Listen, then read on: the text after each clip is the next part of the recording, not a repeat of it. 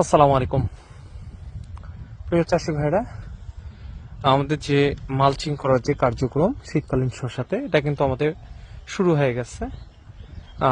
Bed আমাদের তৈরি করার কাজ কিন্তু কমপ্লিট। আর পুরনো মালচিং যেটা আমাদের দুইবার তিনবারই ব্যবহার করা হচ্ছে, সেটা দিয়ে কিন্তু আমরা কিন্তু শীতকালীন শসাটা চাষ করব ইনশাআল্লাহ। এবং শীতকালীন শসাটা চাষ করার জন্য ফার্স্ট টাইম আমরা আজকে কিন্তু টোটালি আমরা 8 জন লোক, আমি সহ 8 জন লোক আমরা কিন্তু বেডের কাজ কমপ্লিট করে মালচিং করার কিন্তু কাজ কমপ্লিট শুরু করছি। আর মাত্র এখানে একটু জমি বাকি আছে আমাদের। আমাদের যে বেডগুলোর যে উচ্চতা এবং ইয়াটা আমরা কিন্তু এভাবে দেখেন যে সুন্দর করে তৈরি করছি এবং ছোট ছোট আকারে কিন্তু আমরা বেড তৈরি করছি।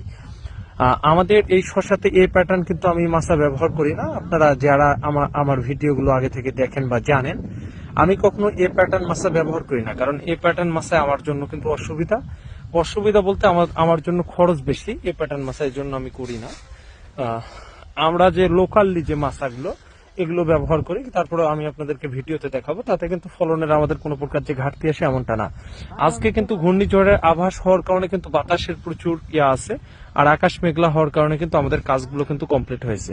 এগুলো সব কিন্তু পুরনো মালচিং আমরা কিন্তু ব্যবহার করতেছি।